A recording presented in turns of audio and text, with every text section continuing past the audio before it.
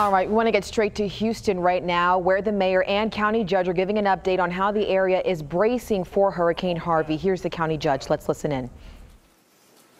At this time, I can re-emphasize there will be no mass evacuations called because while we always say run from water, hide from wind, when we say that we mean storm surge, not rain.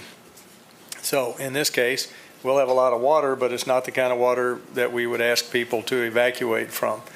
There are a few municipalities along the bay that have called for voluntary evacuations simply because of the small storm surge that is coming in and the high tide.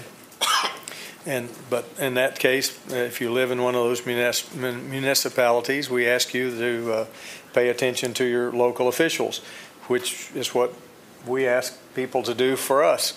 The other issue that has come up, there's been a question of fuel supplies. There are some stations that are out of fuel, but there is fuel throughout the area, and it will continue to be available. But as I've reminded a couple of people, the special efforts for the state to deliver fuel to an area goes to those areas that are being asked to evacuate so that people can evacuate. We're not one of those areas. We are still dealing with a major rain event, and we've dealt with those in the past. We don't know which watersheds might overflow. We don't know which neighborhoods might flood. But from the county point of view, we are geared up and ready to go. We will be here 24/7 until the storm passes and until the danger is passed, because our job, frankly, is to keep the community safe. We appreciate all the partnerships we have, not only the city of Houston, Mayor, all the municipalities, the surrounding counties. We've had great help from our congressional delegation.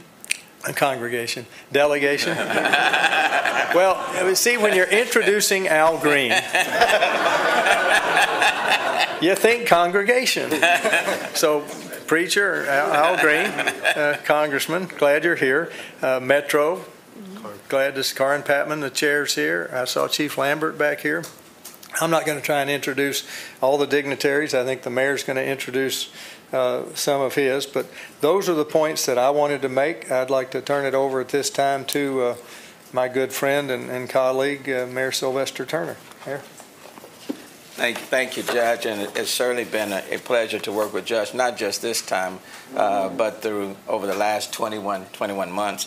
There's no one who's more experienced and capable of dealing with incidents of this kind, major storm events, hurricane, than County Judge Ed Emmett. So thank you for your leadership. It makes it much easier to address these sort of situations. Pleased to have with me today the several members of City Council. Councilmember Mike Knox is here.